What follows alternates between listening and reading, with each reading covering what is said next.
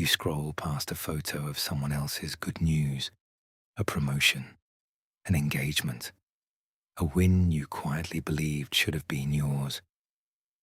Something tightens behind your ribs.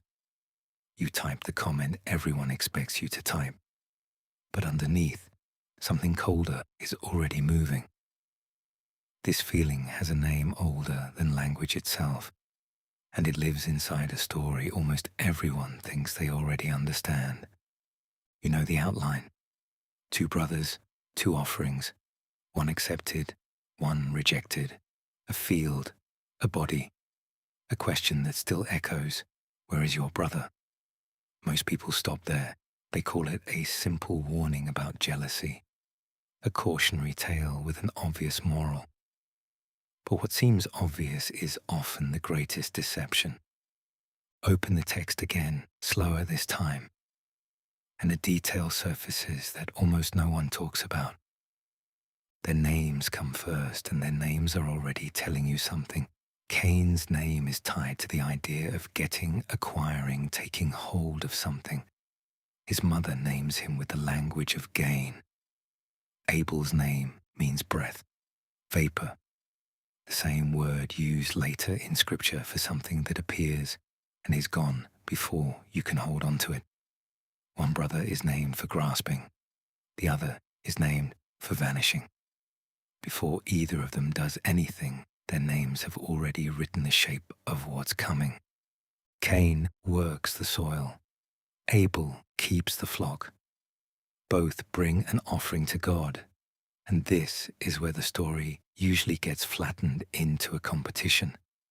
People assume God simply liked sheep better than vegetables, as if this were a contest of products. But the text draws a sharper line than that. Abel brings the best of what he has, the firstborn, the choice, portion. Cain brings from his harvest, but nothing in the text suggests he brought his best. God doesn't reject the category of Cain's gift. God responds to the posture behind it. So Cain's face falls. Scripture says he becomes furious, and his expression collapses. Here's the detail almost everyone walks past without noticing.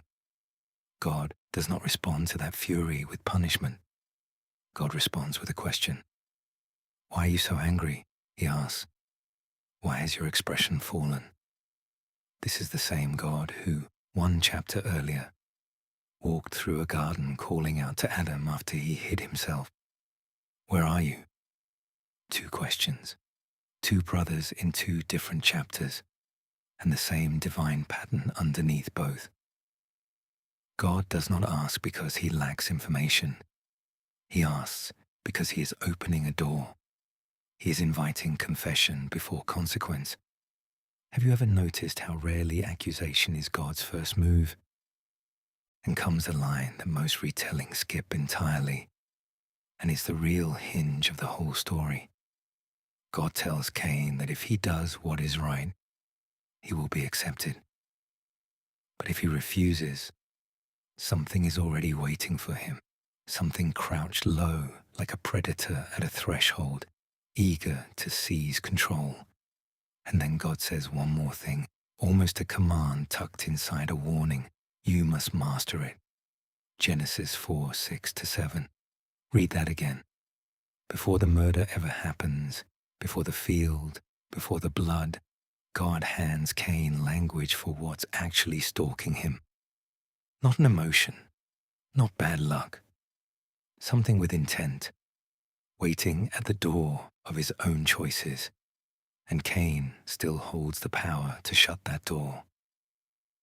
This is the detail. The story isn't primarily about envy. It's about the gap between feeling and action, and what lives inside that gap. Envy is just the doorway. What waits behind it is something the text describes almost like a living thing, something that doesn't kill you outright, but tries to move in and take the house. And the warning comes before the tragedy, not after it. Cain is not ambushed by his own rage. He is warned, by name, in advance. Think about how rarely you get that kind of warning in your own life. Most people don't hear a voice naming the exact danger crouched at their door. You feel the heat rise in your chest when someone gets the recognition you wanted, and it just feels like emotion, formless, nameless, something to either swallow or release. Cain was handed a name for it. He was told exactly what it wanted and exactly how to resist it, and he still opened the door anyway. What happened next unfolds with a kind of quiet horror, told without a single dramatic flourish.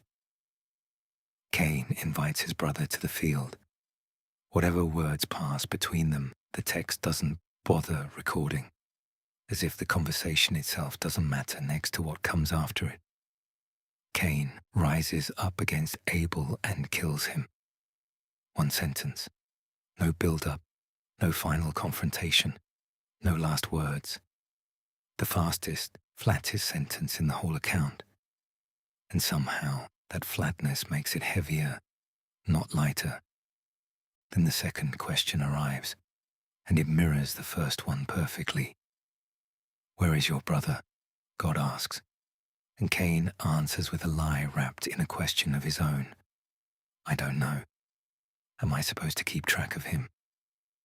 Listen to what he's actually doing here. He isn't only lying about Abel's location, he's rejecting the very idea that one brother owes anything to another. He is, in effect, asking whether responsibility for another human life is even his to carry. God's response cuts through the deflection entirely. What have you done? He says. Your brother's blood is crying out to me from the ground. Genesis 4:10. Picture that phrase for a moment. The ground itself becomes a witness. The earth, the same dust that formed Adam, now holds evidence that speaks even when the guilty party won't. Nothing you bury stays silent forever. Has there ever been something you tried to bury that kept finding a way to surface anyway? The consequence that follows is severe and exact. The ground that Cain worked, the very soil that received his offering, will no longer yield its strength to him. He becomes a restless wanderer, cut off from settled life, carrying the weight of his choice into permanent motion. But here is the second detail that almost never makes it into the retelling, and it might be the most important one in the entire chapter. Cain protests that he'll now be vulnerable, that anyone who finds him might kill him.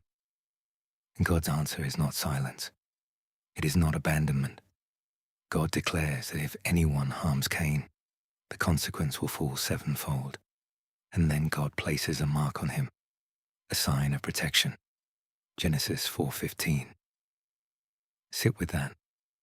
The first murderer in human history, guilty beyond question, exiled and cursed, is still personally protected by the same God he wronged. This is the part that should genuinely unsettle the comfortable version of this story you grew up with. Justice falls on Cain, but mercy doesn't disappear underneath it. Judgment and protection sit side by side in the same breath, issued by the same voice. The God of this story is not simply tallying wrongs and dispensing punishment in proportion. He is still somehow holding the door open for the very person who refused to hold it shut. And what about Abel, the brother whose name meant breath, whose life ended exactly as fleeting as his name predicted? He never speaks a single word in the entire account. Not one line of dialogue is given to him. He exists almost entirely through his offering and his blood, both of which speak louder than anything he could have said aloud. Centuries later, another voice in Scripture would describe Abel's faith as still speaking, even after his death. Hebrews 11:4. A breath that should have vanished without a trace somehow still echoes. Now bring this back to the photo you scrolled past, the recognition that went to someone else. the small flare of heat behind your ribs. That feeling was never your enemy. It is, at most, a knock at a door. What waits on the other side of that knock has intentions of its own, patient, low to the ground, waiting for you to answer it the way Cain did. But you are handed the same warning he was handed. You are not ambushed by what's crouching there. You are told its name in advance, and you are told, plainly, that you can master it. You scroll past someone else's good news, a promotion, an engagement, a win you quietly believed should have been yours.